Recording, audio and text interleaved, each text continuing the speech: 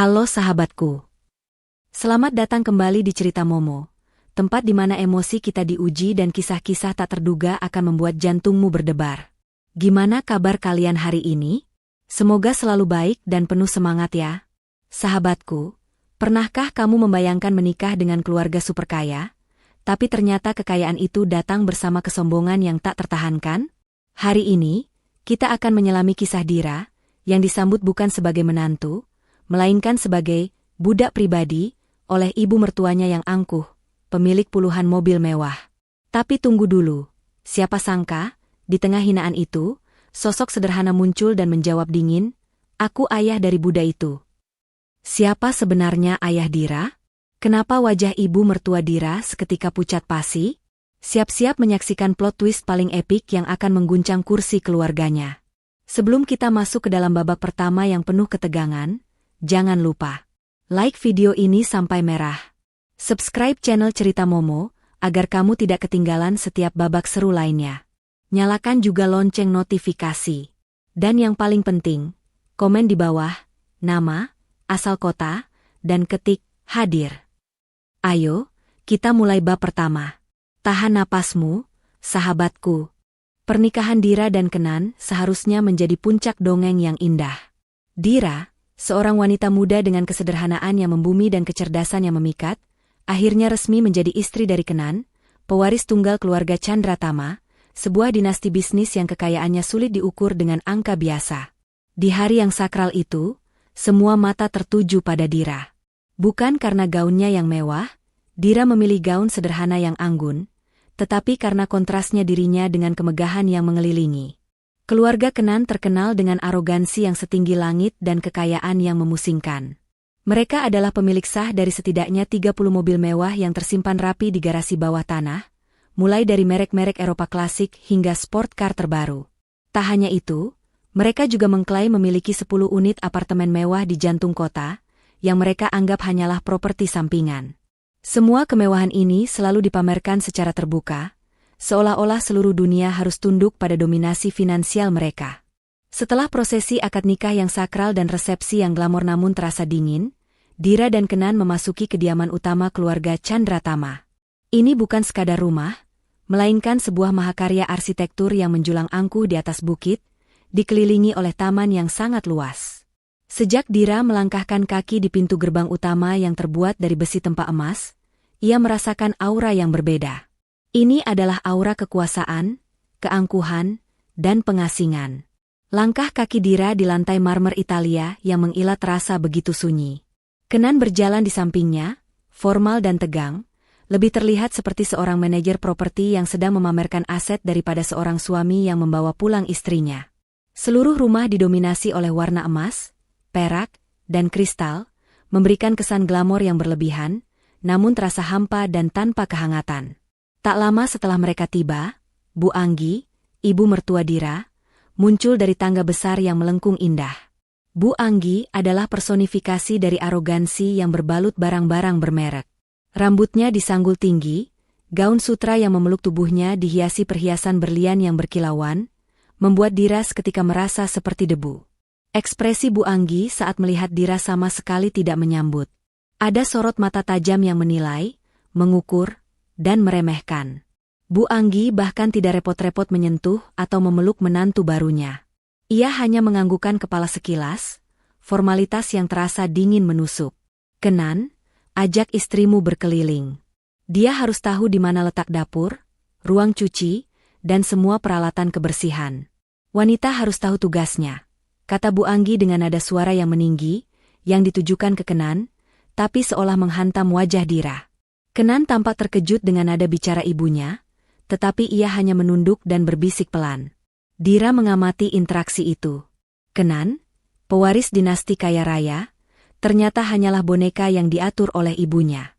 Kekayaannya tidak memberinya kebebasan, melainkan sebuah tali kendali yang dipegang erat oleh Bu Anggi.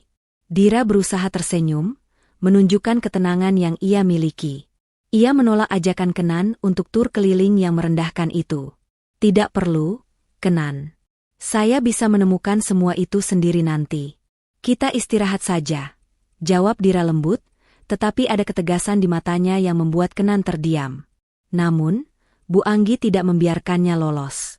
"Oh, tentu saja perlu, Dira. Kamu harus tahu hierarki di rumah ini. Kamu bukan menantu dari keluarga yang setara dengan kami. Kamu dibawa masuk karena Kenan keras kepala. Jadi, setidaknya kamu harus mengerti bahwa kehadiranmu di sini adalah untuk melayani, bukan untuk dilayani," kata Bu Anggi, penekanannya pada kata melayani, seperti cambuk yang menghantam harga diri Dira. Saat itu juga, Dira menyadari bahwa pernikahannya bukanlah tentang cinta yang mulia, melainkan tentang penerimaan sepihak dari Kenan dan penolakan mentah-mentah dari Bu Anggi. Dira telah masuk ke dalam sangkar emas yang dingin, di mana martabat jauh lebih mahal daripada segala kekayaan yang ada. Beberapa hari pertama pernikahan adalah neraka yang tertata rapi. Dira diperlakukan seperti pembantu bayaran yang tidak bergaji. Ia harus menyiapkan sarapan untuk keluarga besar Chandratama, yang hanya terdiri dari Kenan, Bu Anggi, dan Reno, adik Kenan. Reno tidak lebih baik dari Bu Anggi. Ia adalah pria manja yang selalu menghabiskan uang ayahnya. Ia melihat Dira dengan tatapan jijik dan sering sengaja melempar piring kotor ke lantai marmer agar Dira membersihkannya. Dasar wanita kampung. Lihat, bahkan cara dia memegang serbet saja salah. "Kenan, kenapa kamu tidak mencari wanita yang selevel dengan kita?" ejek Reno suatu pagi di meja makan. Dira hanya diam, membersihkan remah-remah di lantai. Dalam hati, ia berpegangan erat pada satu hal, Kenan memilihnya. Namun, kepercayaan itu mulai goyah ketika Kenan sama sekali tidak membela Dira. Kenan hanya menatap Reno sekilas, lalu membuang muka dan pura-pura sibuk membaca koran bisnisnya. "Aku sudah bilang, Bu Anggi, harusnya Kenan menikahi Lia, putri pemilik bank itu. Lia jauh lebih pantas menjadi bagian dari keluarga kita," kata Reno lagi, menusuk ke inti hati Dira. Dira mendongak, menatap Kenan. Ia mencari secuil pembelaan, sedikit dukungan, atau bahkan tatapan meminta maaf. Tapi, Kenan tidak memberikannya. "Reno, jangan mulai," ujar Kenan lirih, yang terdengar lebih seperti bisikan daripada teguran. Kenan takut pada ibunya dan juga Reno. Kenan hidup di bawah bayang-bayang kekayaan yang membuatnya tidak berdaya. Keesokan harinya, Bu Anggi semakin menjadi-jadi. Ia mengadakan pertemuan informal di ruang tamu mewah, mengundang beberapa sosialita kaya lainnya. Dira diminta untuk menuangkan teh dan menyajikan camilan, mengenakan pakaian yang sudah dipilihkan oleh Bu Anggi, sebuah pakaian sederhana dan norak yang sengaja dipilih untuk merendahkan. "Lihatlah menantu saya," kata Bu Anggi kepada teman-temannya, sambil menunjuk Dira yang sedang membungkuk menuangkan teh. "Dia memang bukan dari kalangan kita, tapi dia cukup gesit untuk melayani. Setidaknya, dia berguna untuk pekerjaan-pekerjaan rumah tangga yang membosankan ini." Teman-teman Bu Anggi tertawa kecil, tawa remeh yang terasa seperti ratusan jarum menusuk kulit Dira. Dira tahu, ini adalah puncak pertunjukan penghinaan yang sengaja disiapkan oleh Bu Anggi. Dira merasa harga dirinya diinjak-injak, bukan hanya oleh keluarga suaminya, tetapi juga di depan orang asing. Malam harinya, Dira duduk sendirian di kamarnya. Kamar yang mewah dengan tempat tidur king size dan pemandangan kota yang menakjubkan. Namun ia merasa tercekik. Ia mengambil ponselnya dan mengetik pesan kepada sahabat baiknya, "Sita. Aku tidak sanggup lagi, Sit. Aku seperti hidup di neraka yang dilapisi emas. Aku harus melakukan sesuatu," tulis Dira, air matanya menetes di layar ponsel. Sita membalasnya dengan cepat. "Dira, ingat apa kata ayahmu? Jangan pernah tunjukkan kartu as MU sampai mereka merasa sudah menang sepenuhnya. Bersabar, tapi jangan biarkan mereka meremukanmu. Beri mereka waktu untuk mencapai puncak keangkuhan mereka." Pesan dari Sita mengingatkan Dira akan rahasia terbesarnya. Sebuah rahasia yang tidak diketahui siapapun di rumah itu, bahkan oleh Kenan. Dira bukanlah wanita biasa dari keluarga biasa. Ia memang hidup sederhana, tetapi itu adalah pilihan, bukan keterpaksaan. Dira adalah putri dari Pak Dirman, sosok yang dikenal sebagai pengusaha misterius, yang kekuasaannya meliputi jaringan perusahaan raksasa yang bergerak di bidang investasi dan teknologi, yang selama ini hanya dihormati sebagai bayangan CEO di kalangan pebisnis. Pak Dirman sengaja merahasiakan identitas dan kekayaannya dari Dira dan dari dunia luar. Ia ingin Dira tumbuh dengan kemandirian, dan tanpa keangkuhan yang ditimbulkan oleh harta. Namun, Pak Dirman memberikan satu syarat kepada Dira saat menikah. Jika mereka menghargaimu, tunjukkanlah dirimu yang terbaik. Tapi, jika mereka mulai menghinamu dan memperlakukanmu seperti budak, telepon aku. Aku akan datang dan menunjukkan kepada mereka apa arti harga diri. Dira menghela napas. Kenan masuk ke kamar dan mendekati Dira. Dira, aku minta maaf atas apa yang Ibu dan Reno lakukan. Tapi, tolong, bersabar sebentar. Mereka akan terbiasa, ujar Kenan, mencoba meraih tangan Dira. Dira menarik tangannya, tatapannya dingin. Kenan, kamu harusnya menjadi pelindungku. Tapi kamu bahkan tidak berani menatap ibumu saat ia menghinaku. Kesabaran ada batasnya. Dan aku rasa, batas itu sudah hampir tiba. Kenan kembali terdiam, ia tampak rapuh, bukan arogan. Dira tahu, Kenan juga korban dari sistem keluarga itu. Namun, kelemahan Kenan tidak bisa membenarkan penghinaan yang ia terima. Keesokan harinya, Bu Anggi mengumumkan akan ada jamuan makan malam besar. Jamuan itu bukan untuk merayakan pernikahan Dira, tetapi untuk merayakan ulang tahun Reno. Dira diperintahkan untuk mengurus semua persiapan catering dan dekorasi, dari A sampai Z, sendirian, tanpa bantuan event organizer. Kamu harus membuktikan bahwa kamu pantas berada di rumah ini, Dira. Kerjakan semua sendiri. Kalau ada yang kurang, kamu akan menanggung akibatnya, ancam Bu Anggi saat Dira sedang mencatat daftar belanjaan. Dira mengerjakan semuanya tanpa mengeluh. Ia menggunakan kecerdasan dan kemampuan manajemen yang ia miliki. Pesta ulang tahun Reno berjalan sangat sukses. Makanan lezat, dekorasi indah. Semua tamu memuji. Tetapi, di akhir pesta, saat semua tamu sudah pulang, Bu Anggi mendatangi Dira. Pekerjaanmu lumayan untuk seorang wanita kampung, ujar Bu Anggi dengan senyum sinis. Tapi, kamu lupa satu hal. Dira, kamu lupa membeli wine kesukaan suamiku.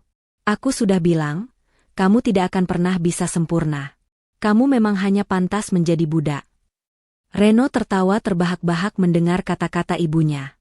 Kenan yang berada di dekat mereka menunduk, tak berani menatap istrinya. Di momen itu, di tengah puing-puing sisa pesta mewah itu, kesabaran Dira benar-benar habis. Penghinaan ini adalah titik didihnya. Ia telah melakukan yang terbaik, hanya untuk direndahkan lebih dalam lagi. Dira berdiri tegak, memandang lurus ke arah Bu Anggi, lalu ke Reno, dan terakhir ke Kenan. Baiklah, Bu Anggi. Jika saya budak, maka seorang budak harus memiliki tuannya yang datang untuk menjemputnya. Gumam Dira, kata-kata yang diucapkan sangat pelan, namun mengandung ancaman yang mengerikan. Dira melangkah cepat menuju kamarnya dan mengambil ponselnya. Ia membuka kontak yang selalu ia simpan di urutan teratas. Ia menekan tombol panggil.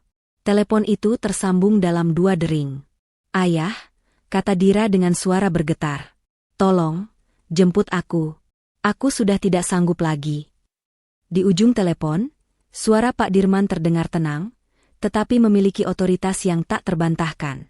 Tunggu di sana, sayang. Ayah akan datang.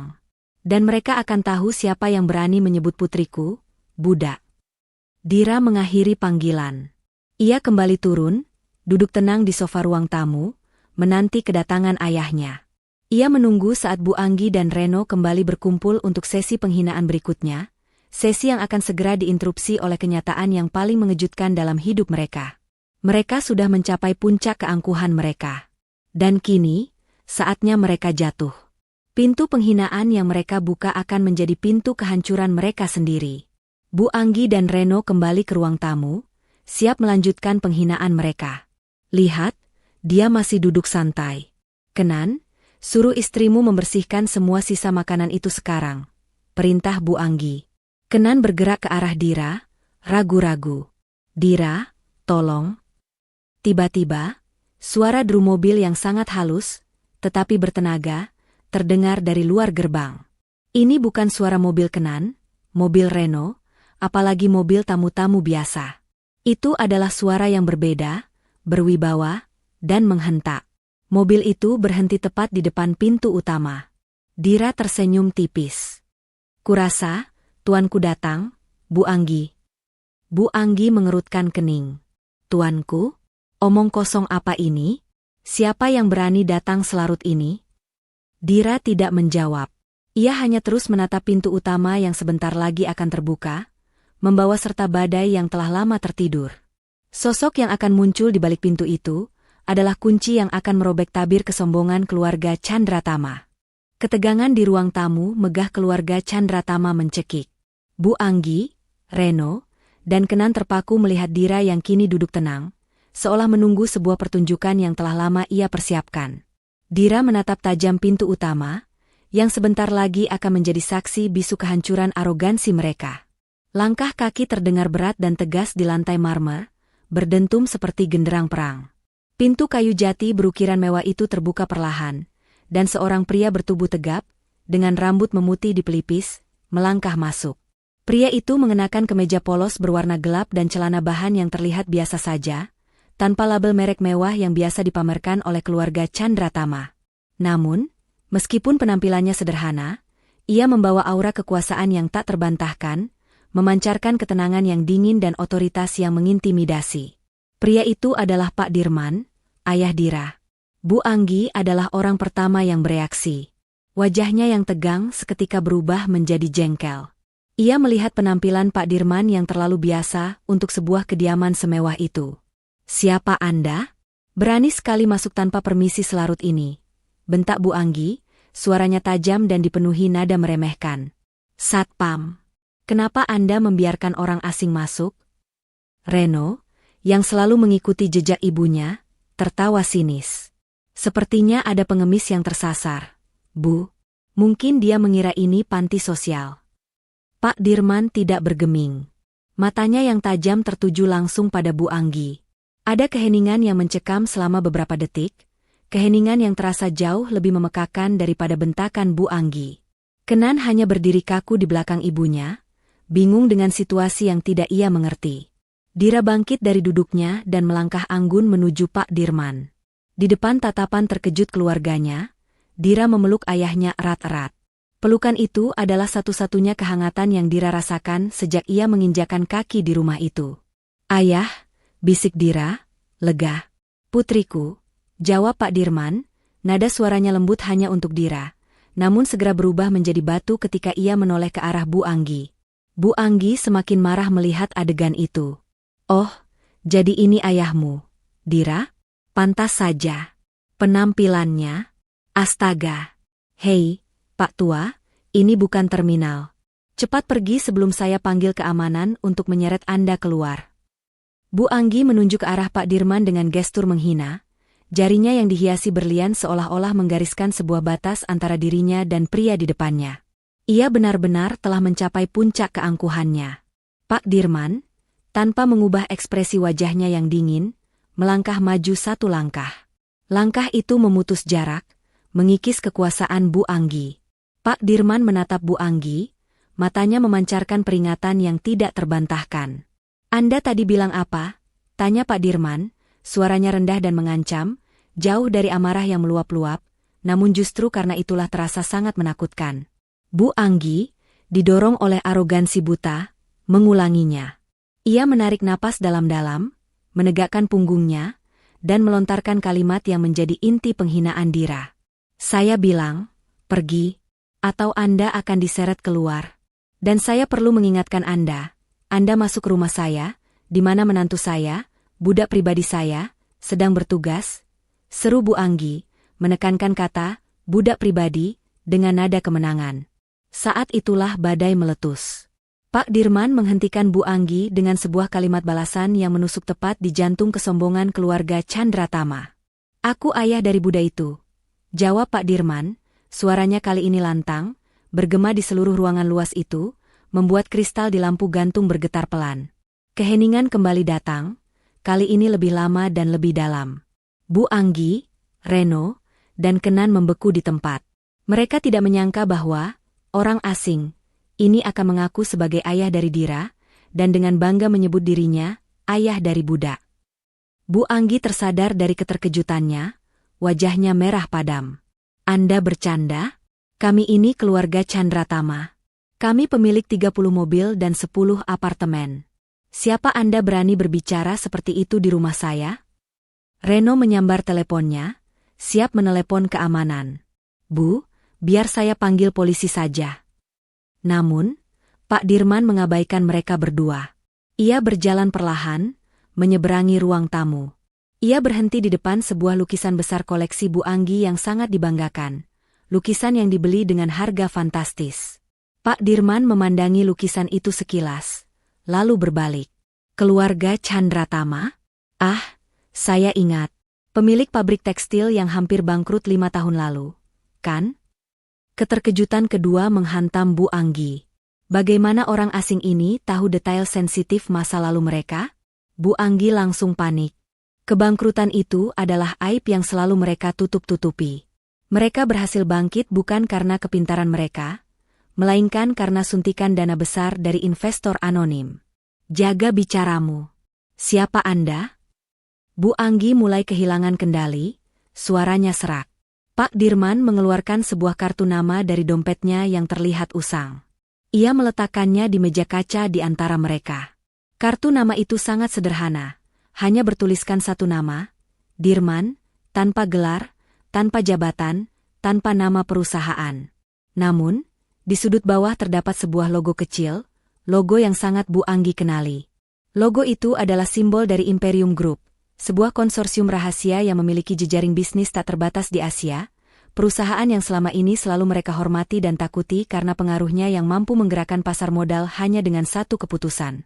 Imperium Group adalah salah satu pemegang saham utama di perusahaan tekstil keluarga Chandratama, dan merupakan sumber cash flow utama yang menyelamatkan mereka dari kebangkrutan. Bu Anggi membungkuk untuk melihat kartu nama itu. Matanya melebar, tubuhnya mulai gemetar. Wajahnya, yang biasanya merah karena amarah dan keangkuhan, seketika berubah pucat pasi, seperti kertas yang kehabisan tinta. Imperium Group? Tidak mungkin, gumam Bu Anggi, suaranya nyaris tak terdengar. Reno, yang ikut melihat kartu nama itu, langsung menjatuhkan ponselnya. Ia tahu logo itu. Logo itu dipajang di papan pengumuman perusahaan mereka dengan tulisan tebal, "Jangan pernah mengusik pemilik logo ini." Bu Anggi mencoba menahan diri, tetapi ingatannya berputar cepat. Ia teringat pada sebuah pertemuan rahasia bertahun-tahun lalu, di mana suaminya, Ayah Kenan, yang kini sudah meninggal, pernah menunjukkan foto seorang pria yang disebut bayangan CEO dari Imperium Group. Pria itu menolak untuk difoto dan selalu menghindari sorotan media. Foto lama itu tidak jelas, tetapi siluet wajah dan tatapan mata pria itu sangat mirip dengan pria yang kini berdiri di depannya, Ayah Dira. Bu Anggi kini tahu. Pria sederhana di depannya ini bukanlah orang biasa, bukan pengemis, melainkan sosok yang memegang kendali atas urat nadi keuangan keluarga mereka. Anda Pak Dirman? Tanya Bu Anggi. Kali ini nadanya berubah 180 derajat. Tidak ada lagi keangkuhan, yang ada hanyalah ketakutan yang mendalam. Ia menjatuhkan diri, nyaris berlutut, mencoba meraih tangan Pak Dirman yang ia hina beberapa detik sebelumnya. Pak Dirman menarik tangannya, menjauh dari Bu Anggi. Ya, saya Dirman. Ayah dari putri yang Anda sebut, budak pribadi, itu. Kenan, yang selama ini hanya diam, akhirnya berani bersuara. Ia berjalan maju dengan wajah yang dipenuhi keterkejutan dan rasa malu. Ayah, Dira? Tapi kenapa? Kenapa Dira tidak pernah bilang? Karena kami memilih untuk hidup sederhana. Kenan, jawab Dira, suaranya tenang. Kami ingin tahu, siapa yang akan menghargai Dira karena dirinya sendiri, dan siapa yang hanya tertarik pada nama dan kekayaan. Pak Dirman memotong. Ia tidak ingin berlama-lama dengan basa-basi. Tujuannya adalah melindungi putrinya dan memberikan pelajaran.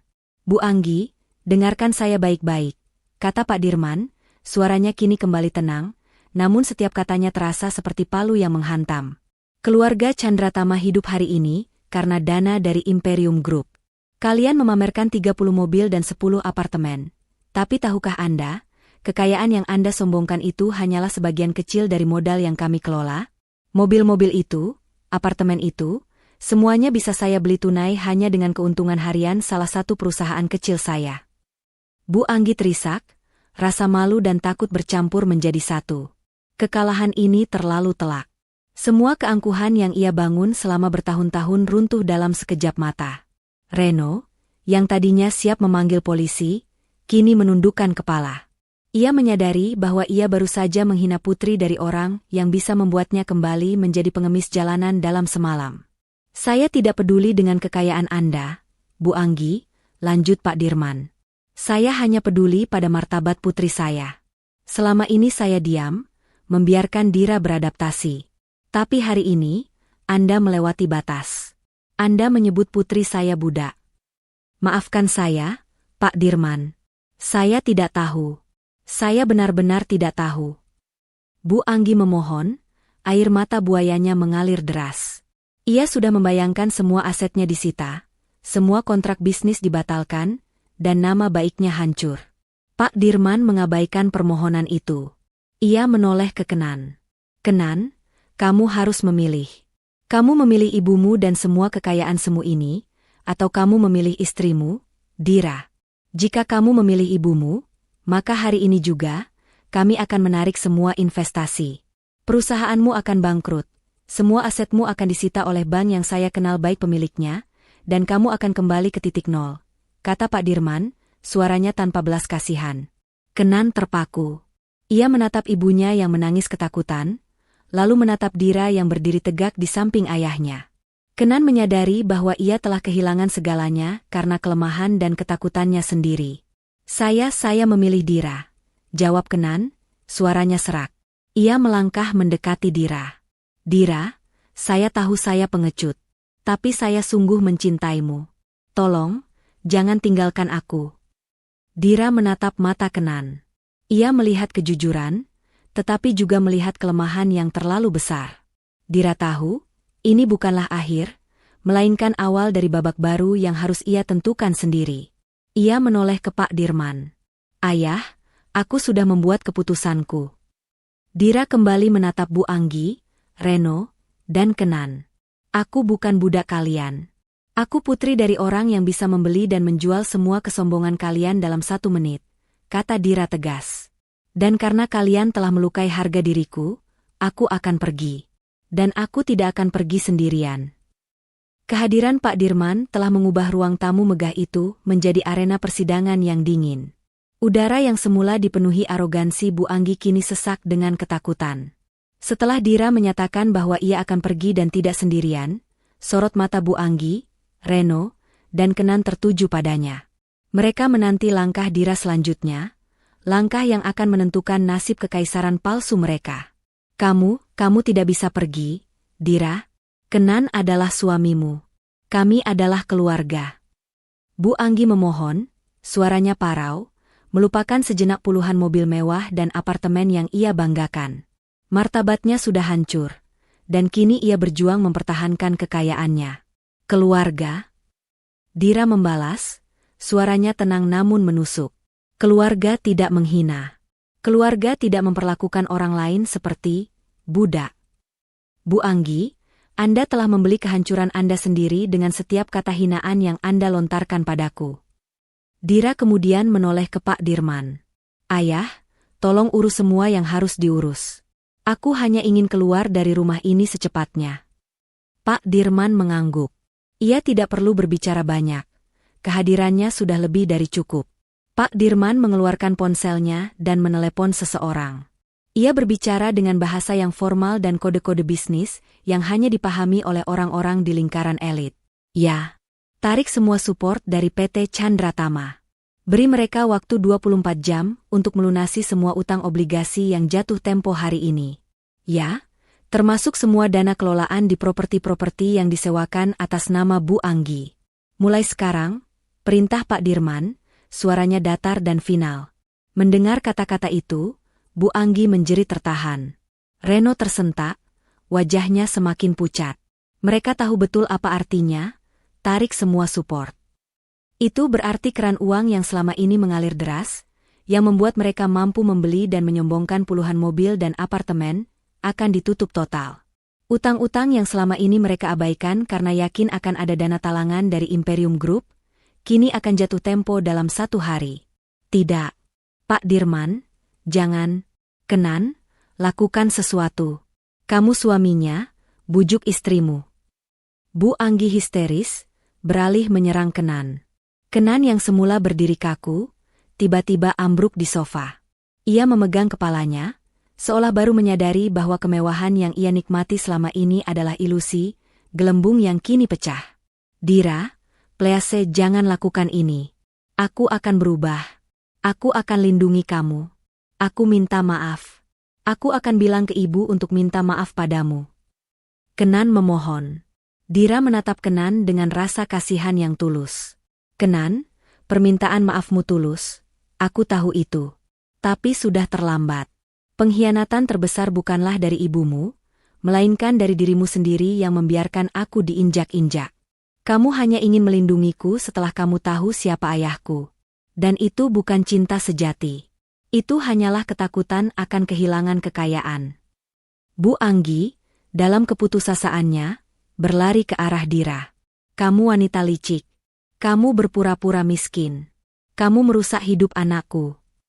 Sebelum Bu Anggi berhasil meraih Dira, Pak Dirman bergerak cepat, menghalangi. Jaga jarak Anda dari putri saya, Bu Anggi. Keputusan sudah dibuat. Dan saya tidak menerima negosiasi dari orang yang tidak punya martabat. Bu Anggi mundur, terhuyung-huyung. Ia menoleh ke Reno. Reno, cepat telepon Tuan Hartono. Bilang padanya jangan berani-berani menarik dana dari saham kita. Kita masih punya aset lain. Reno dengan tangan gemetar menelepon kontak bisnis penting mereka. Namun, hasilnya nihil. Bu, tidak ada yang angkat. Semuanya sibuk, kata Reno, suaranya putus asa. Kekacauan benar-benar terjadi. Keluarga yang baru beberapa jam lalu tertawa angkuh dan menghina Dira, kini terperosok dalam kepanikan yang memalukan. Mereka berlarian mencari dokumen, menelepon orang-orang penting yang kini seolah lenyap dari peredaran, dan saling menyalahkan. Pak Dirman dan Dira berdiri di tengah kekacauan itu dengan tenang, seperti dua pilar yang tak tergoyahkan. Ayah, aku mau kita pergi dari sini sekarang. Aku tidak tahan lagi dengan aura rumah ini, pinta Dira. Tentu, jawab Pak Dirman. Ia memanggil pengawalnya yang berada di luar. Dira sempat berbalik dan melihat ke arah Reno. Reno terlihat sedang memohon dengan Kenan, sementara Bu Anggi sibuk menangis di pojok ruangan sambil memegang tas Hermesnya. Reno, aku harap kamu bisa belajar dari semua ini. Bahwa kekayaan sejati bukanlah 30 mobil atau 10 apartemen, tapi bagaimana kamu memperlakukan orang lain. Ujar Dira, kata-kata perpisahan yang dingin. Reno tidak menjawab. Ia hanya menatap Dira dengan kebencian dan rasa takut yang mendalam. Dira tidak membawa apa-apa, kecuali ponselnya dan pakaian yang melekat di tubuh. Ia tidak butuh perhiasan mahal atau gaun-gaun pemberian Kenan. Ia meninggalkan semua kemewahan palsu itu tanpa penyesalan. Pak Dirman dan Dira melangkah keluar dari istana emas itu. Di depan pintu, sudah menunggu sebuah mobil sedan hitam yang terlihat standar. Namun Dira tahu, mobil itu adalah mobil anti peluru dengan tingkat keamanan tertinggi. Saat mobil itu bergerak menjauh, Dira melihat ke belakang. Bu Anggi dan Kenan berdiri di ambang pintu, menatap kepergian mereka dengan tatapan yang penuh keputusasaan. Kemana kita akan pergi, yah? Tanya Dira, merasa lega namun juga sedih karena pernikahannya berakhir tragis. Ke tempat yang seharusnya. Rumah yang sesungguhnya. Dan setelah itu, kita akan bertemu dengan Pak Surya, jawab Pak Dirman. Pak Surya adalah nama yang sangat Dira kenal. Dia adalah kepala penasihat hukum dan pengacara paling disegani di bawah Imperium Group. Dira tahu, pertemuan dengan Pak Surya berarti mereka akan segera mengurus perceraian dan menghancurkan semua ikatan bisnis keluarga Chandratama dengan rapi dan tanpa celah. Sementara itu, di dalam rumah Chandratama, keadaan semakin tidak terkontrol. Pagi hari berikutnya, Bu Anggi menerima 2 surat resmi yang datang hampir bersamaan. Surat pertama berasal dari kantor hukum Pak Surya, yang secara resmi menyampaikan gugatan cerai dari Dira dan pernyataan bahwa Dira menolak semua tuntutan harta Gonogini. Dia menolak harta Gonogini? Hahaha. Wanita bodoh. Kenan, dia tidak mengambil sepeser pun dari kita. Bu Anggi sempat tertawa histeris, mengira itu adalah kabar baik, bahwa mereka tidak akan kehilangan apa-apa. Namun, tawanya terhenti oleh surat kedua.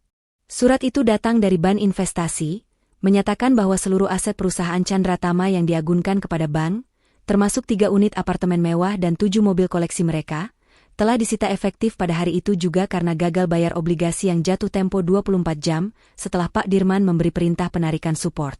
Tidak mungkin, teriak Bu Anggi, menjatuhkan surat itu.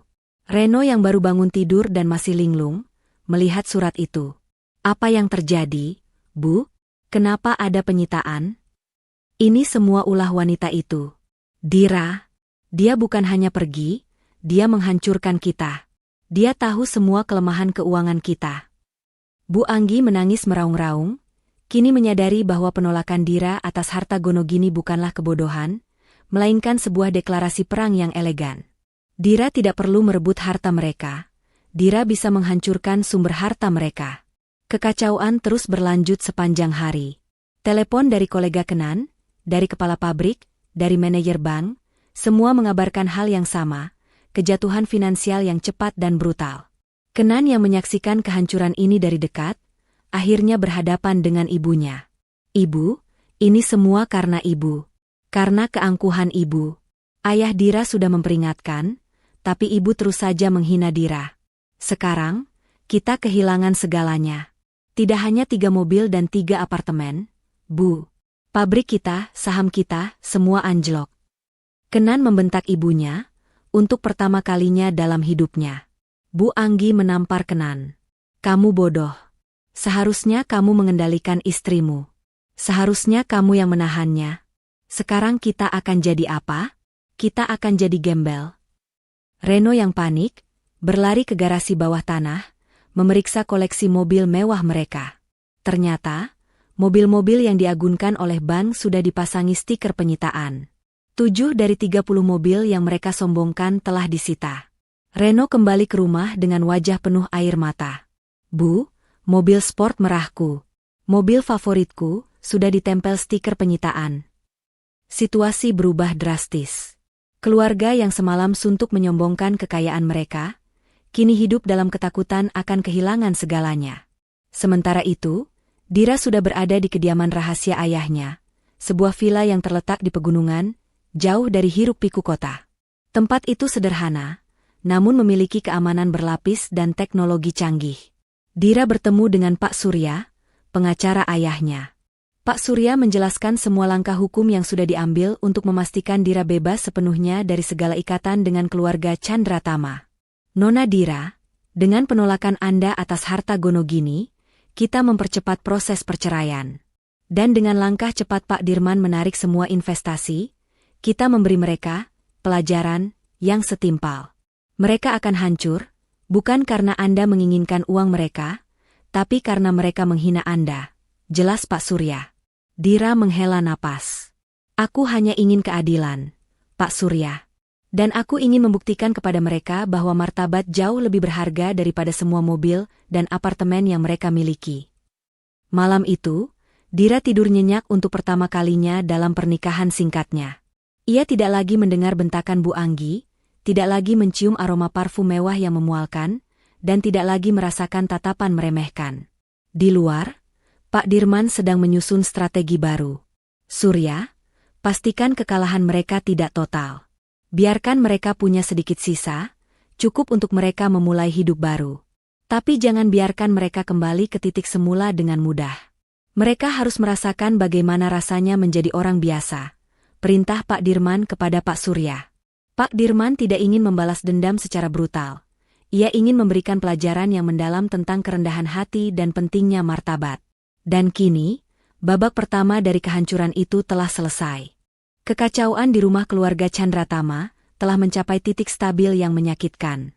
3 hari setelah kepergian Dira dan intervensi brutal dari Pak Dirman, Bu Anggi dan Reno harus menerima kenyataan bahwa 7 mobil mewah dan 3 apartemen andalan mereka telah resmi disita. Rumah besar mereka terasa sunyi, dingin, dan aura kekalahan menggantung di udara. Bu Anggi, yang biasanya disibukkan dengan undangan sosialita dan perawatan kecantikan, kini hanya bisa mondar-mandir di ruang tamu, memegang segelas air dingin dan menangis sesekali. Kenan menjadi sosok yang paling hancur. Ia tidak hanya kehilangan Dira, tetapi juga kehilangan kendali atas perusahaannya. Saham PT Chandratama anjlok, dan dewan direksi yang mayoritas dikendalikan oleh investor lama, kini mulai mengadakan rapat darurat untuk melengsarkan Kenan sebagai CEO. Kenan duduk di kantornya, menatap kosong tumpukan dokumen utang yang kini menjadi warisan pahit dari kesombongan ibunya.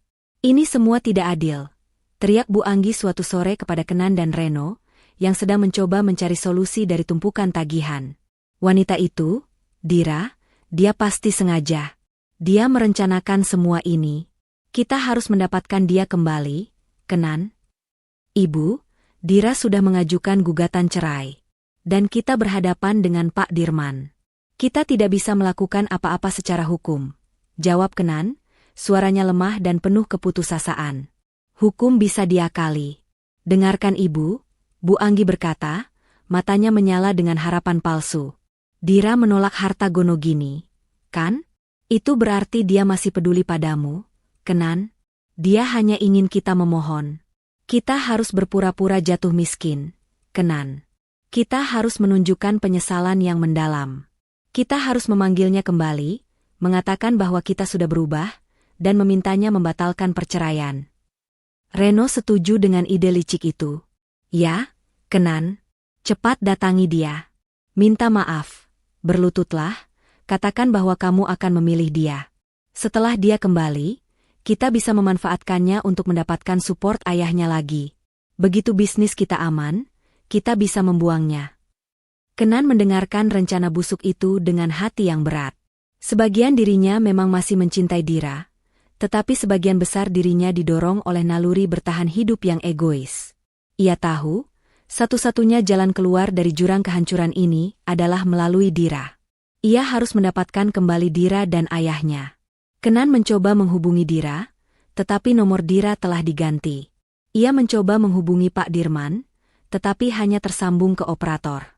Akhirnya, Kenan memutuskan untuk menggunakan cara yang lebih dramatis.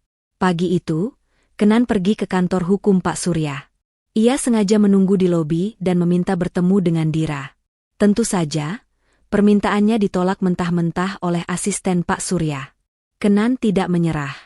Ia duduk di lobi selama berjam-jam, menunggu, berharap Dira akan muncul.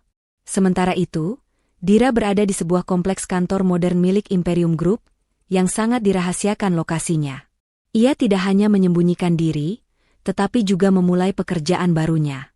Dira, dengan kecerdasan dan gelarnya di bidang manajemen keuangan, mulai bekerja di bawah pengawasan langsung Pak Dirman. Ini adalah pertama kalinya Dira benar-benar melihat skala bisnis ayahnya. Ayah, kenapa kita harus menyembunyikan kekayaan sebesar ini? Bukankah itu akan memudahkan kita untuk bersaing? Tanya Dira suatu sore, saat mereka sedang meninjau laporan keuangan. Pak Dirman tersenyum. Kekuatan sejati bukan pada apa yang kamu pamerkan, Dira. Kekuatan sejati adalah apa yang kamu sembunyikan. Kekayaan yang kami miliki adalah kekayaan senyap. Ia tidak menciptakan musuh yang iri, tetapi menciptakan rasa hormat yang mendalam. Dan yang paling penting, ayah ingin kamu, putriku, tumbuh tanpa parasit yang hanya mendekat karena uang. Dira mengerti. Kata-kata ayahnya menampar keras gambaran keluarga Kenan yang sombong. Dira kemudian mendapatkan laporan dari Pak Surya, bahwa Kenan mencoba menemuinya di kantor. Nona Dira, Kenan mencoba drama simpati. Dia duduk di lobi selama 5 jam, berharap Anda melihatnya dan tergerak. Apa yang harus saya lakukan? Tanya Pak Surya melalui telepon. Dira tersenyum dingin. Ia tahu Kenan hanya menjalankan rencana licik Bu Anggi. Pak Surya, tolong kirimkan Kenan sebuah bungkusan. Isinya surat resmi dari saya, kata Dira. Bungkusan itu berisi 2 hal. Yang pertama adalah salinan surat gugatan cerai yang disahkan, dan yang kedua adalah sebuah tiket pesawat sekali jalan dengan tujuan ke luar negeri, ke negara tetangga yang biaya hidupnya sangat rendah. Surat dari Dira berbunyi, Kenan, kamu membutuhkan awal yang baru, jauh dari bayang-bayang ibumu dan harta semu ini. Pergilah, cari pekerjaan yang jujur, dan hiduplah tanpa kemewahan yang merusakmu. Setelah kamu membuktikan diri, barulah kita bisa bicara. Tiket ini adalah satu-satunya pemberian yang aku berikan, agar kamu punya kesempatan untuk berubah.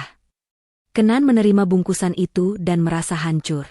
Dira tidak hanya menolak, tetapi juga memberinya, sedekah, berupa tiket pesawat, seolah-olah mengusirnya dari kehidupannya dan dari negaranya. Ia kembali ke rumah dengan putus asa.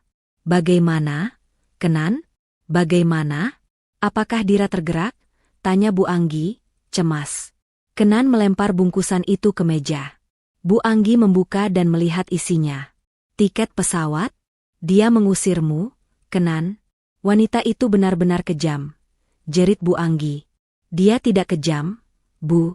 Dia hanya adil, jawab Kenan, yang mulai sadar bahwa Dira adalah satu-satunya orang yang pernah bersikap jujur padanya. Melihat Kenan yang mulai goyah, Bu Anggi mengambil langkah ekstrim. Ia dan Reno membuat skenario drama yang lebih besar. Mereka memutuskan untuk mendatangi rumah orang tua Dira, yang mereka yakini sebagai rumah sederhana di pinggiran kota. Mereka berencana untuk menangis, berlutut, dan memohon di depan tetangga-tetangga Dira, memaksa Dira keluar dan menarik gugatan cerai. Bu Anggi dan Reno mengenakan pakaian lusuh, sengaja tidak mandi, dan membawa tas belanjaan kumal. Mereka ingin terlihat seperti orang-orang malang yang kehilangan segalanya. Reno, ingat, begitu kita sampai, kita harus menangis. Katakan pada semua tetangga bahwa Dira menantu durhaka yang tega menghancurkan suaminya sendiri. Perintah Bu Anggi. Mereka mendatangi alamat lama Dira, sebuah rumah kecil yang memang ditinggali Dira sebelum menikah. Namun, yang mereka temui hanyalah keramaian. Rumah itu telah dibeli oleh Pak Dirman sebulan sebelum pernikahan dan kini diubah menjadi pusat bantuan sosial dan pelatihan keterampilan untuk wanita kurang mampu, yang dikelola oleh Sita, sahabat Dira. Bu Anggi dan Reno terkejut.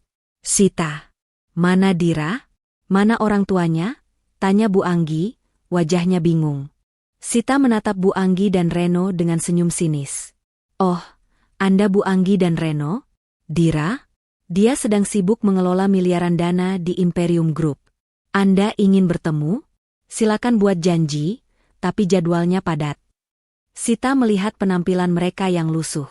Saya dengar kalian sedang kesulitan. Mau mencoba mendaftar di program pelatihan kami? Di sini kami mengajarkan martabat dan keterampilan, hal yang sepertinya sangat kalian butuhkan. Pukulan ini lebih keras daripada penyitaan mobil. Rencana drama mereka gagal total. Mereka tidak hanya gagal mendapatkan simpati Dira, tetapi juga dipermalukan di depan umum. Bu Anggi dan Reno kembali ke rumah dengan tangan kosong dan hati yang semakin hancur. Kenan menatap mereka, menggelengkan kepala. Dira tahu, Bu. Dia tahu semua rencana kita. Kita sudah mencapai titik di mana ayahnya tidak akan membiarkan kita mendekat lagi, kata Kenan. Bu Anggi, dalam keputusasaan yang ekstrim, mulai menghubungi wartawan infotainment yang selama ini menjadi corong kesombongannya. Ia ingin mengubah opini publik. Bu Anggi memberikan wawancara yang penuh drama air mata, menuduh Dira sebagai wanita ular, yang menyembunyikan identitas aslinya hanya untuk menjebak putranya. Dia menghancurkan anak saya. Dia berpura-pura miskin. Dia mencintai uang kami, bukan anak saya. Tolong, kembalikan Dira ke anak saya. Tangis Bu Anggi di depan kamera, berharap simpati publik akan memaksa Dira mundur. Pak Dirman dan Dira melihat tayangan itu di kantor. Ayah, Bu Anggi sudah keterlaluan. Dia menggunakan media untuk memutarbalikkan fakta, kata Dira, marah. Tentu saja. Tapi, ingat, Dira, media adalah pedang bermata dua. Biarkan dia menggunakan pedang itu. Dan kita akan menggunakan fakta untuk memenggal pedangnya, jawab Pak Dirman. Pak Dirman memerintahkan tim media Imperium Group untuk merilis pernyataan resmi yang sangat singkat. Pernyataan itu hanya berisi satu kalimat. Kami, Imperium Group, menyayangkan adanya fitnah yang ditujukan kepada putri kami, Dira, oleh Bu Anggi, seorang mantan mertua yang perusahaannya saat ini sedang diselidiki atas kasus penggelapan pajak dan penyalahgunaan dana investor. Semua bukti telah diserahkan kepada pihak berwenang. Pernyataan itu tidak membahas pernikahan Dira, tidak membahas mobil atau apartemen. Hanya satu kalimat singkat yang mengubah fokus publik dari drama perceraian menjadi kejahatan finansial yang dilakukan oleh keluarga Chandratama. Dampaknya luar biasa. Seketika, Bu Anggi, Reno, dan Kenan menjadi buronan media. Mereka bukan lagi keluarga kaya yang tertindas, tetapi pelaku kriminal yang tengah diselidiki. Rumah mewah mereka dikepung wartawan dan polisi. Kenan akhirnya menyadari bahwa semua yang mereka lakukan, termasuk rencana licik Bu Anggi, hanya mempercepat kehancuran mereka. Kenan menatap ibunya, yang kini bersembunyi di kamar sambil terus menangis. "Bu, kita harus menyerah. Dira dan ayahnya tidak bisa dilawan. Mereka tidak bermain dengan uang, mereka bermain dengan sistem," kata Kenan. Bu Anggi menolak. "Tidak. Aku tidak akan menyerah. Kita harus mencari celah hukum. Masih ada satu cara." Bu Anggi memiliki ide baru. Jika mereka tidak bisa mendapatkan kembali Dira, mereka harus memastikan bahwa Dira tidak akan bisa bahagia. Bu Anggi meminta Reno untuk mencari tahu siapa Sita, sahabat Dira, dan mencari semua kelemahan Sita. Bu Anggi percaya bahwa Sita adalah kunci yang bisa digunakan untuk memeras Dira. Dira, yang kini fokus pada pekerjaannya, merasa sedikit lega. Ia sudah mengambil alih kendali hidupnya. Namun, ia tahu, pertempuran belum sepenuhnya usai. Bu Anggi tidak akan menyerah dengan mudah. Keluarga Chandratama kini hidup dalam isolasi total. Rumah mewah mereka yang tadinya merupakan simbol kesombongan, kini terasa seperti penjara. Wartawan masih berkumpul di luar, dan penyelidikan penggelapan pajak yang diumumkan Pak Dirman melalui media membuat mereka tidak bisa kemana-mana. Bu Anggi, yang panik dan tertekan, menolak untuk menyerah pada takdir kejatuhannya. Kenan semakin pasrah, tetapi Reno, didorong oleh kebencian, menjadi kaki tangan yang sempurna untuk rencana jahat Bu Anggi berikutnya. "Reno, kamu harus bergerak cepat. Kita tidak bisa membiarkan wanita itu hidup tenang," desis Bu Anggi, wajahnya terlihat mengerikan karena kurang tidur dan stres. "Aku tahu. Dia pasti punya kelemahan. Semua orang punya kelemahan. Dan kelemahannya pasti temannya, si Sita itu." Reno menerima perintah itu dengan antusias. Ia menganggap ini sebagai kesempatan terakhir untuk membalas dendam pada Dira. Dengan menggunakan sisa-sisa koneksi lamanya, Reno berhasil mendapatkan informasi pribadi Sita. Ia mengetahui bahwa Sita mengelola sebuah toko bunga kecil yang sangat dicintainya, warisan dari mendiang ibunya, dan toko itu adalah satu-satunya sumber penghidupan Sita.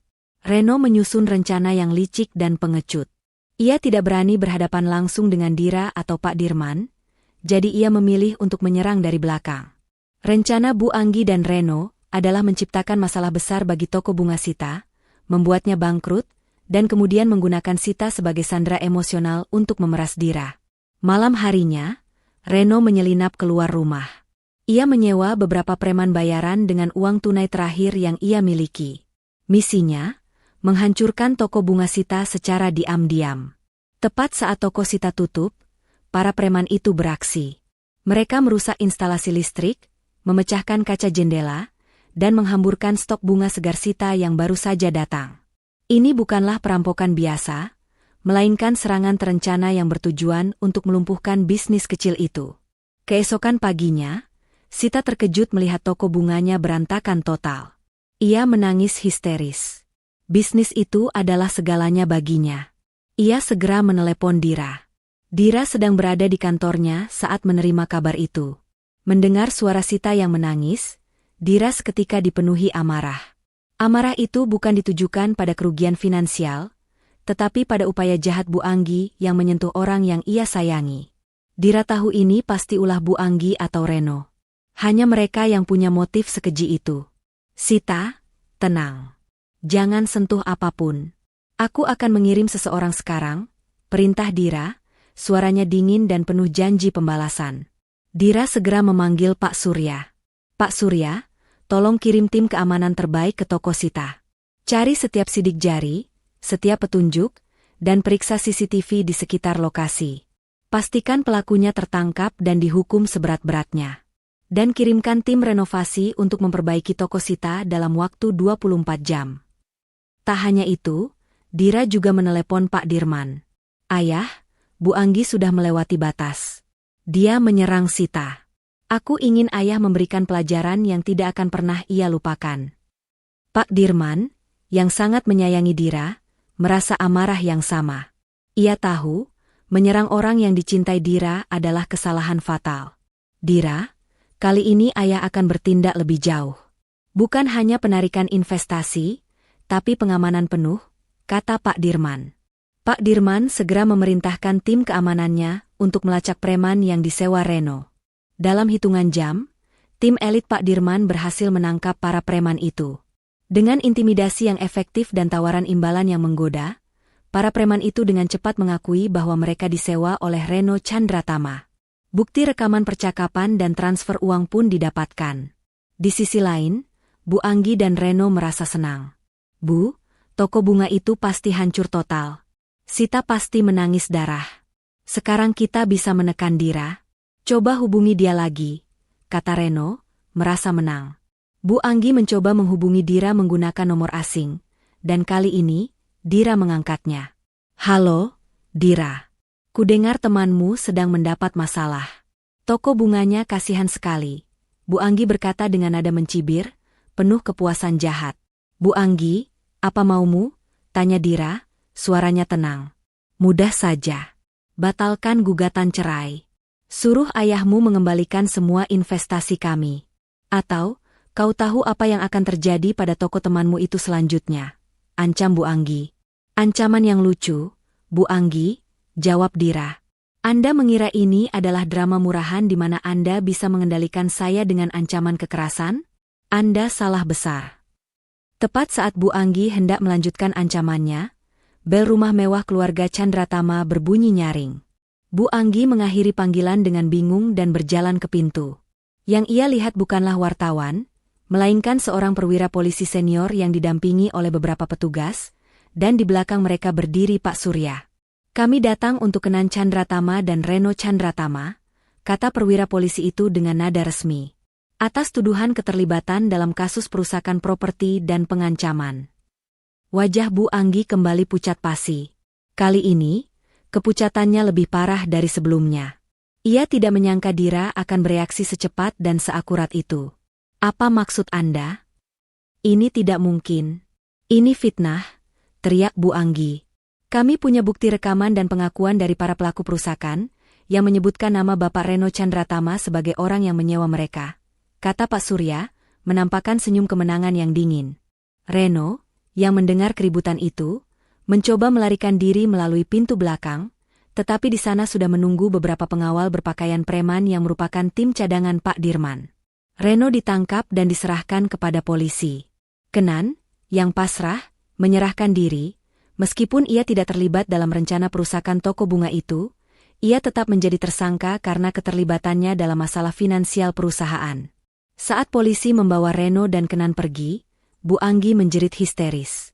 Ia menendang-nendang pintu dan memukul-mukul pengawal. Ia menyadari bahwa ia telah kehilangan bukan hanya kekayaan, tetapi juga kebebasan kedua putranya.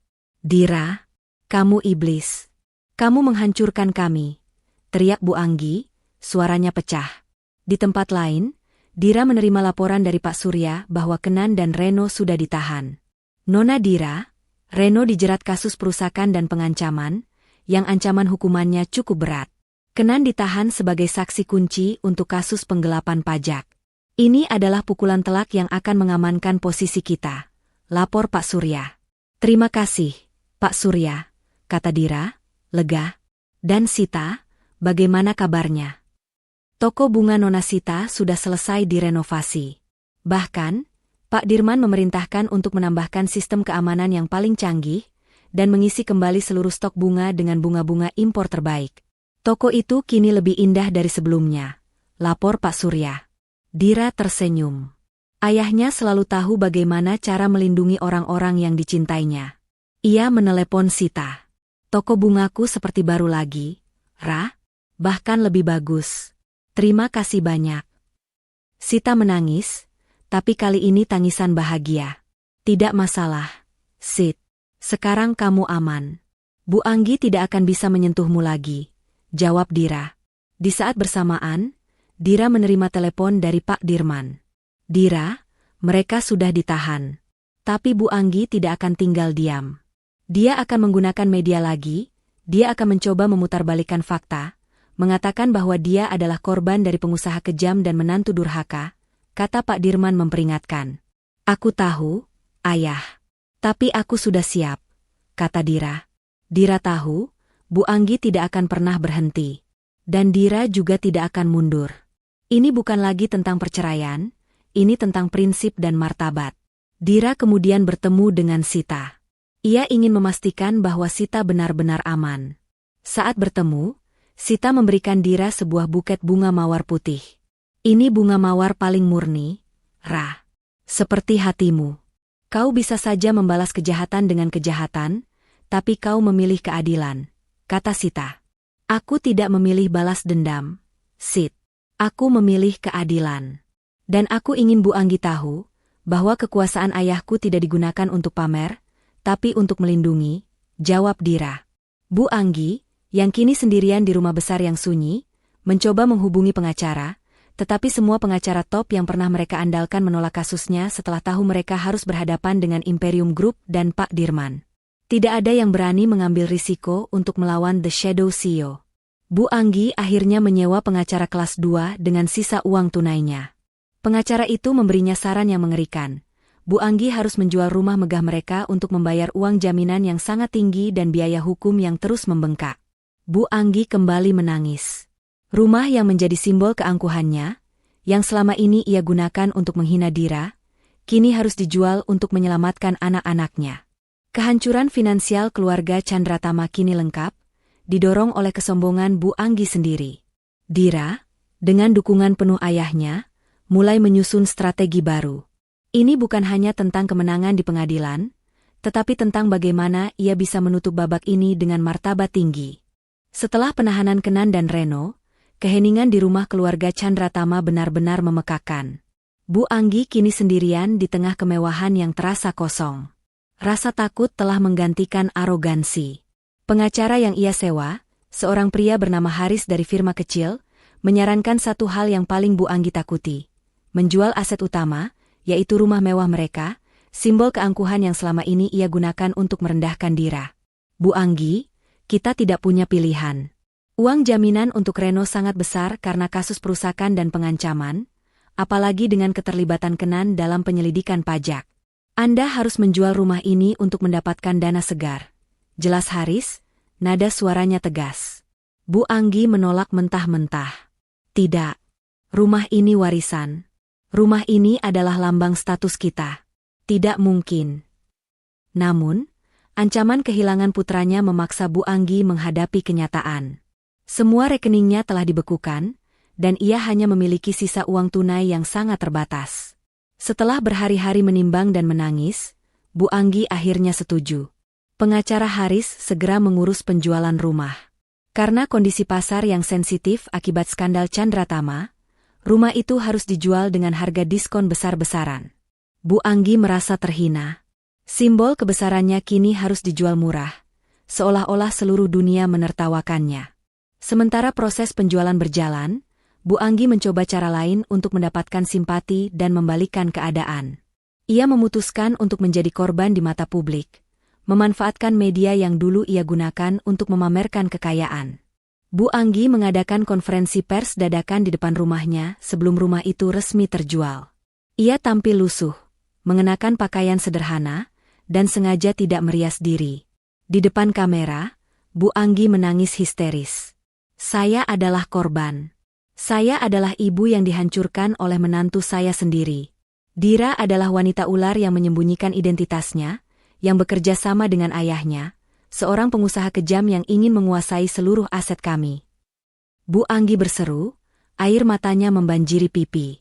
Dia menghancurkan keluarga saya. Dia menjebloskan anak-anak saya ke penjara. Mohon, kembalikan anak-anak saya. Narasi Bu Anggi berhasil menarik perhatian masyarakat. Sebagian publik mulai merasa kasihan dan menganggap Dira sebagai menantu jahat yang terlalu kejam. Apalagi setelah tahu Dira adalah putri dari miliarder rahasia. Opini publik terbagi, sebagian membela Dira karena martabatnya dihina, sebagian menyalahkan Dira karena balas dendam yang dianggap terlalu kejam. Berita tentang tangisan Bu Anggi itu sampai ke meja Dira dan Pak Dirman. Ayah, lihat ini. Bu Anggi memutarbalikkan fakta lagi. Dia berhasil mendapatkan simpati, kata Dira, raut wajahnya menunjukkan kekesalan. Pak Dirman, duduk di ruang kerjanya yang elegan namun bersahaja, tersenyum tipis. Sangat bisa ditebak. Dia sedang memainkan kartu terakhirnya, drama penderitaan. Tapi ingat, Dira, kita tidak perlu membalas drama dengan drama. Kita balas drama dengan fakta dan tindakan nyata. Pak Dirman menatap Dira. Sudah waktunya kamu menunjukkan kepada publik, dan terutama kepada Bu Anggi, bahwa kekayaanmu adalah hasil dari kerja keras dan prinsip, bukan hanya warisan yang disombongkan. Dira mengangguk, memahami maksud ayahnya.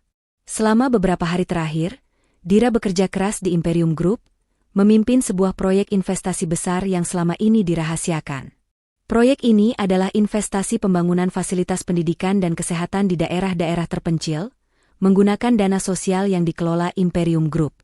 Dengan arahan Pak Dirman dan bantuan Pak Surya, Dira mengadakan konferensi pers tandingan. Namun, ia tidak melakukannya di depan kantor mewah, melainkan di lokasi proyek, dikelilingi oleh para pekerja dan calon penerima manfaat. Dira tampil sederhana dan profesional. Ia tidak menyebut nama Bu Anggi, Kenan, atau Reno sama sekali. Ia hanya berbicara tentang visi dan misi dari kekayaan yang sesungguhnya. Kami tidak berinvestasi pada 30 mobil mewah atau 10 apartemen kosong, kata Dira, suaranya tenang dan berwibawa, disiarkan langsung oleh berbagai media nasional. Kami berinvestasi pada masa depan bangsa. Kami berinvestasi pada pendidikan, pada kesehatan, dan pada martabat manusia. Dira kemudian mengumumkan secara resmi pengangkatannya sebagai Chief Investment Officer, CIO, dari Yayasan Sosial Imperium Group, sebuah posisi yang menunjukkan bahwa ia tidak hanya mengelola uang, tetapi juga prinsip moral dalam kekayaan. Kekayaan yang sejati adalah kekayaan yang bermanfaat bagi orang lain, bukan kekayaan yang hanya digunakan untuk meninggikan diri sendiri dan merendahkan orang lain. Tutup Dira, memberikan statement yang menghantam tepat ke inti kesombongan keluarga Chandratama. Langkah ini adalah counter-attack yang brilian. Dira mengubah narasi dari menantu kejam menjadi pemimpin muda berprinsip. Publik seketika mengubah pandangannya. Mereka melihat kontras yang tajam antara Bu Anggi yang menangis histeris karena kehilangan mobil, dengan Dira yang berbicara tentang pembangunan dan martabat di lokasi proyek. Di saat yang sama, Bu Anggi akhirnya menandatangani surat-surat penjualan rumahnya. Ia berdiri di ambang pintu terakhir kalinya. Ia melihat garasi yang kini benar-benar kosong dan ruang tamu yang marmernya terasa dingin. Kenapa, Dira? Kenapa kamu harus menghancurkan aku sejauh ini? Gumam Bu Anggi, penyesalan dan kebencian bercampur aduk. Rumah itu akhirnya dibeli oleh perusahaan properti anonim dengan harga yang jauh lebih rendah dari nilai seharusnya. Uang hasil penjualan itu langsung digunakan untuk membayar uang jaminan dan biaya hukum. Bu Anggi dan Kenan, yang dikeluarkan dari tahanan sebagai saksi, kini harus pindah ke sebuah apartemen kecil yang jauh lebih sederhana. Kepindahan itu adalah kehinaan terbesar bagi Bu Anggi. Selama ini ia menyombongkan 10 apartemen mewah, dan kini ia hanya bisa menyewa 1 unit kecil di pinggiran kota. Kenan, yang keluar dari tahanan dengan wajah babak belur secara mental, tidak lagi bersuara. Ia diam dan merenung. Ia melihat konferensi pers Dira dan merasa malu. Ia menyadari bahwa Dira benar, martabatnya jauh lebih tinggi dari semua harta benda mereka. Sementara itu, Reno tetap berada di tahanan karena kasusnya lebih berat dan bukti yang ada sangat kuat. Bu Anggi harus berjuang mati-matian untuk membebaskannya. Dira, yang kini fokus pada pekerjaan barunya, memutuskan untuk mengambil satu langkah hukum terakhir. Melalui Pak Surya, ia mengajukan permohonan agar proses perceraian dipercepat dan diselesaikan secara damai. Pak Surya, pastikan Bu Anggi tidak bisa menggunakan perceraian ini untuk drama lagi. Biarkan mereka tenang. Aku ingin bebas sepenuhnya dan fokus pada tujuan hidupku, kata Dira. Dira tidak ingin lagi berurusan dengan kegelapan dan kesombongan masa lalunya. Ia telah membuktikan bahwa ia tidak takut, ia berprinsip, dan ia memiliki kekuatan untuk menghancurkan mereka. Sekarang, saatnya ia membangun hidupnya yang baru, hidup yang ia pilih sendiri, tanpa bayang-bayang hinaan. Kekalahan keluarga Chandratama bukan lagi karena ulah Dira, tetapi karena ulah mereka sendiri. Bu Anggi dan Kenan pindah.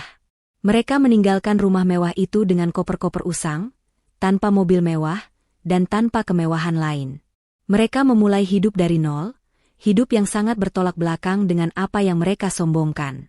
Mereka harus menghadapi lingkungan baru, di mana tetangga mereka adalah orang-orang biasa, yang tidak akan terkesan dengan cerita bohong mereka. Kehidupan baru yang keras ini adalah hukuman yang setimpal bagi Bu Anggi. Proses perceraian antara Dira dan Kenan berjalan cepat dan tanpa drama. Berkat penolakan Dira atas harta gonogini dan tekanan kuat dari Pak Dirman melalui Pak Surya, pengadilan memutuskan untuk segera mengesahkan perpisahan mereka. Di hari persidangan, Bu Anggi hadir dengan Kenan. Bu Anggi, yang kini tinggal di apartemen kecil dan harus berhemat, tampak jauh dari kesan glamor.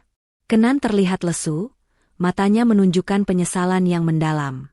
Dira datang didampingi oleh Pak Dirman dan Pak Surya. Dira tampil anggun dan bersahaja, memancarkan aura kesuksesan dan kedewasaan.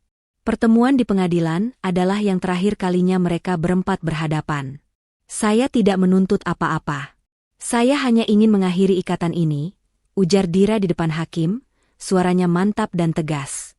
Bu Anggi mencoba membuka mulut untuk berdrama, tetapi Pak Surya segera memotongnya dengan tatapan tajam.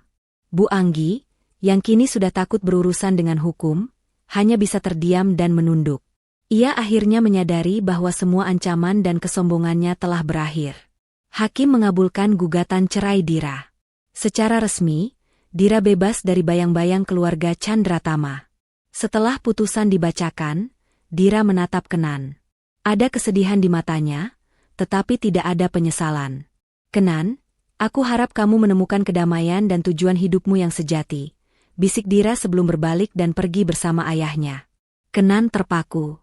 Ia melihat kepergian Dira, wanita yang ia cintai namun gagal ia lindungi. Ia tahu, ia telah kehilangan permata yang sesungguhnya karena kelemahan dan ketakutan finansialnya sendiri. Setelah perceraian, hidup Bu Anggi dan Kenan benar-benar berubah drastis. Mereka harus beradaptasi dengan kehidupan yang sangat sederhana di apartemen sewaan. Bu Anggi, yang tidak pernah melakukan pekerjaan rumah tangga, kini harus mencuci, memasak, dan membersihkan sendiri. Sifat sombongnya mulai berbenturan dengan tetangga barunya, yang tidak terkesan dengan cerita masa lalunya. Bu Anggi kerap mengeluh. Kenan, makanan ini tidak enak. Dapur kita sempit. Semua orang di sini tidak punya selera. Kenapa kita harus hidup seperti ini? Keluhan Bu Anggi tidak hanya menyakitkan, tetapi juga membuka mata Kenan. Kenan menyadari bahwa sumber penderitaan mereka bukanlah Dira, melainkan sifat Bu Anggi yang tak pernah puas dan arogansinya yang tak pernah hilang, bahkan setelah jatuh miskin. Suatu malam, Kenan akhirnya membuat keputusan yang sangat penting. Ia tahu ia tidak bisa lagi tinggal bersama ibunya yang terus-menerus menyalahkan keadaan dan orang lain. Kenan membutuhkan jarak untuk benar-benar berubah. Bu, kata Kenan, suaranya perlahan, tetapi penuh ketegasan. Saya akan pergi. Bu Anggi terkejut. Pergi kemana? Kita hanya punya satu sama lain. Saya akan pergi keluar kota, Bu. Saya akan mencari pekerjaan yang jujur, pekerjaan yang tidak ada hubungannya dengan kekayaan kita yang dulu. Saya harus membuktikan kepada diri sendiri bahwa saya bisa hidup tanpa nama besar Chandratama, jelas Kenan. Bu Anggi menangis histeris. Ia menuduh Kenan meninggalkannya, menuduh Kenan sebagai anak durhaka, dan kembali menyalahkan Dira. Ini semua ulah wanita itu. Dia memisahkan kita, teriak Bu Anggi. Kenan menatap ibunya dengan tatapan lelah. Tidak, Bu. Ini semua adalah ulah kita sendiri. Dan saya tidak meninggalkan ibu. Saya hanya butuh waktu. Ibu harus belajar hidup mandiri, tanpa saya, tanpa Reno, dan tanpa kemewahan. Keesokan harinya, Kenan mengemasi tas ranselnya. Ia hanya membawa sedikit pakaian dan uang seadanya. Ia pamit, meninggalkan Bu Anggi yang menangis sendirian. Kenan memilih untuk mengikuti saran Dira, mencari awal yang baru, jauh dari bayang-bayang kesombongan ibunya. Kenan memutuskan untuk pergi ke kota kecil di pinggiran, dan memulai hidup sebagai aktivis sosial di sebuah yayasan nirlaba. Ia ingin menebus dosa-dosanya, bukan dengan uang, tetapi dengan tenaga dan waktu. Sementara itu, Dira, yang kini sepenuhnya bebas, fokus pada karirnya di Imperium Group. Dengan kepintaran dan bimbingan ayahnya, Dira membuktikan dirinya sebagai pemimpin visioner.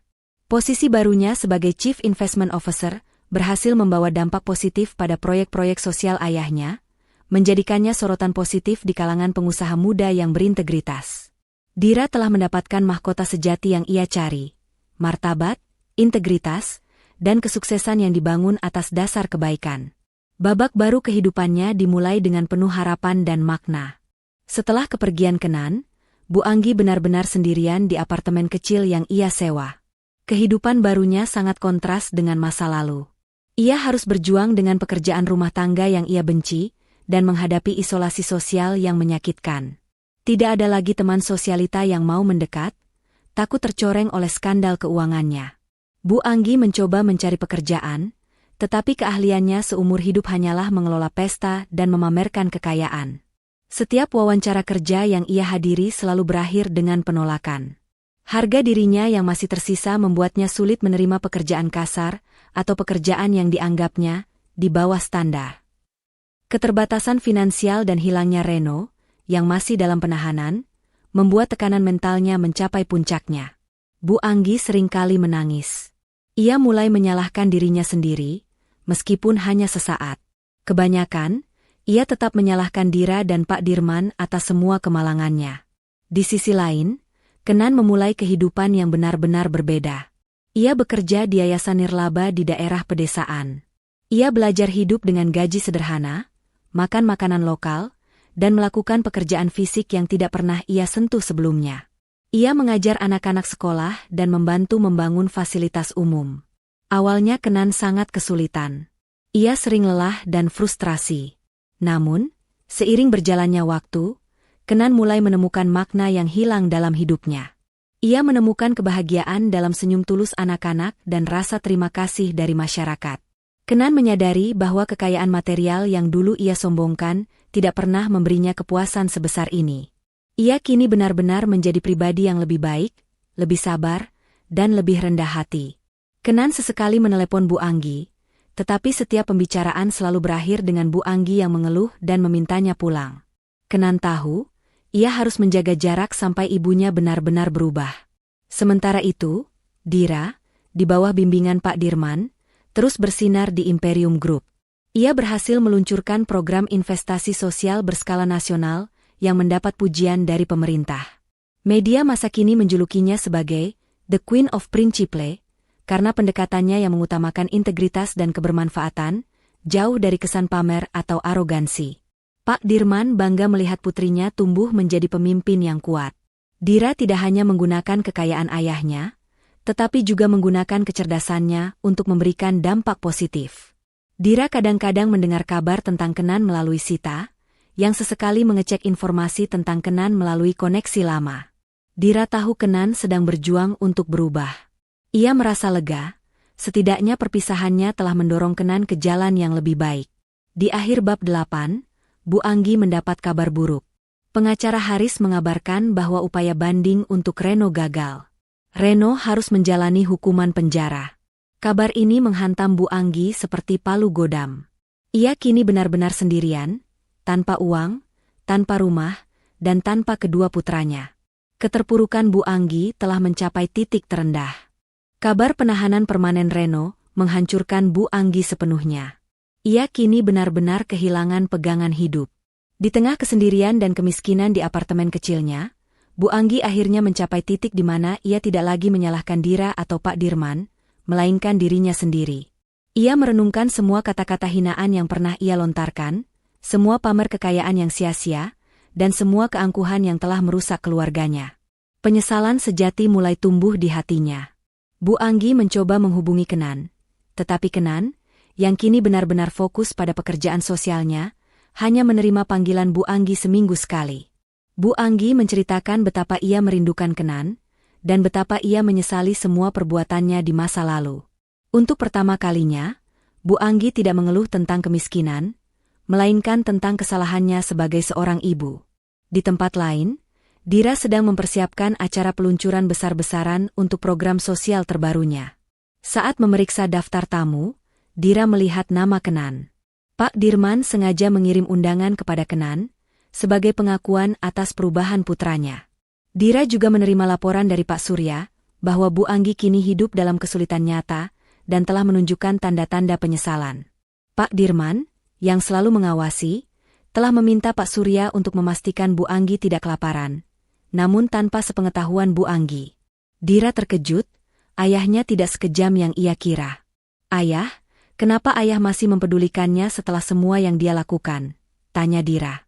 Dira, balas dendam terbaik adalah pelajaran, bukan kehancuran total. Mereka harus jatuh untuk melihat langit. Sekarang dia sudah jatuh dan mulai melihat langit. Dan lagi, dia adalah ibu dari Kenan, yang sudah mulai berubah. Jawab Pak Dirman. Pada hari peluncuran program Dira, Kenan datang. Penampilannya sangat berbeda, mengenakan kemeja yang sederhana namun rapi, tanpa ada jejak kemewahan masa lalunya. Kenan datang bukan untuk mencari keuntungan, melainkan untuk memberikan dukungan tulus. Di sela-sela acara, Kenan mendekati Dira. Dira, selamat. Aku sangat bangga melihat apa yang telah kamu capai, kata Kenan tulus. Terima kasih, Kenan. Aku juga senang mendengar kamu menemukan jalanmu yang baru, balas Dira. Kenan kemudian menyampaikan penyesalannya yang terdalam, bukan karena kehilangan harta, tetapi karena gagal melindungi Dira sebagai suami. Aku minta maaf atas semua penderitaan yang ibumu dan aku sebabkan. Aku tahu kata-kata tidak akan mengubah masa lalu, tapi aku ingin kamu tahu bahwa aku sudah berubah. Dan ibumu, dia juga mulai menyesal. Dira, kata Kenan. Dira melihat ketulusan di mata Kenan.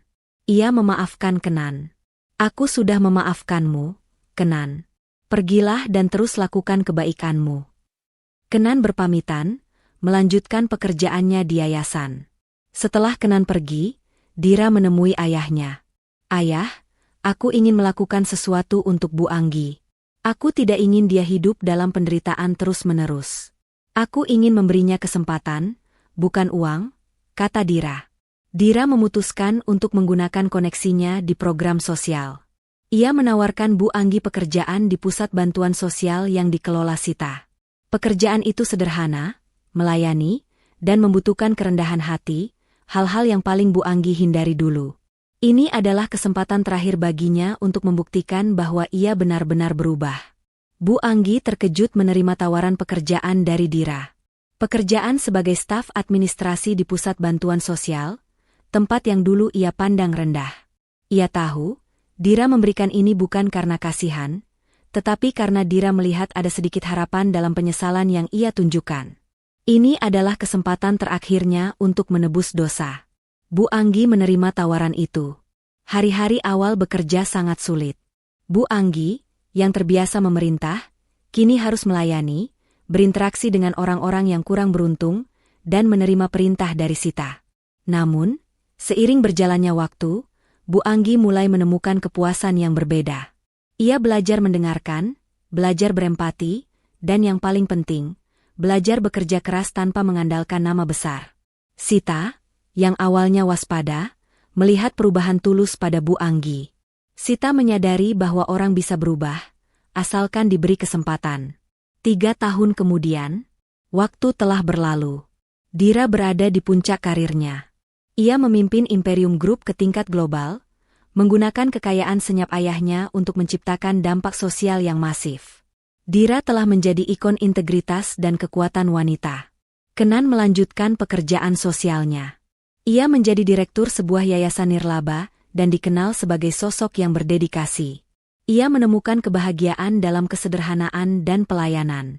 Kenan tidak pernah kembali ke dunia bisnis yang penuh kemewahan, karena ia tahu itu akan merusaknya lagi. Bu Anggi. Ia masih bekerja di pusat bantuan sosial. Ia tidak lagi ambisius atau sombong. Wajahnya menampakkan ketenangan dan kerendahan hati. Suatu hari, Dira datang berkunjung ke pusat bantuan sosial. Bu Anggi melihat Dira, dan tanpa rasa malu atau dendam, ia mendekat. Dira, kata Bu Anggi, suaranya tulus. Terima kasih. Terima kasih telah memberiku kesempatan untuk melihat bahwa hidup ini jauh lebih berharga daripada semua mobil dan apartemen itu. Aku menyesal atas semua yang kulakukan padamu. Dira tersenyum. Bu Anggi, terima kasih sudah menerima uluran tangan ini. Saya senang melihat ibu menemukan kedamaian. Dira dan Bu Anggi tidak kembali menjadi keluarga, tetapi mereka mencapai kedamaian yang lebih dalam, saling memaafkan dan menghormati. Reno, Setelah menjalani masa hukumannya, keluar dan memutuskan untuk bergabung dengan Kenan di Yayasan Nirlaba. Ia juga memilih untuk menebus kesalahan dengan bekerja tulus, jauh dari kejahatan dan keserakahan masa lalu. Dira, yang kini sepenuhnya bebas, bertemu dengan seorang pengusaha muda yang juga berprinsip. Mereka memulai hubungan yang didasari oleh rasa hormat, visi yang sama, dan cinta sejati. Dira mendapatkan akhir yang baru, yang ia tentukan sendiri, bukan ditentukan oleh kekayaan atau status sosial. Dira resmi menikah dengan kekasih barunya, di sebuah upacara sederhana namun penuh makna. Kenan, Reno, dan Bu Anggi mengirimkan karangan bunga, bukan dari toko bunga mahal, melainkan dari toko bunga Sita. Karangan bunga itu disertai kartu ucapan tulus, tanpa ada jejak kepalsuan masa lalu. Mahkota sejati Dira bukanlah mahkota emas yang berkilauan, melainkan mahkota integritas, keberanian, dan martabat yang ia perjuangkan. Kekuatan sejati terletak pada martabat dan integritas, bukan pada kekayaan material yang dipamerkan. Keangkuhan akan menghancurkan diri sendiri, sementara kerendahan hati akan membuka jalan menuju penebusan dan kebahagiaan sejati.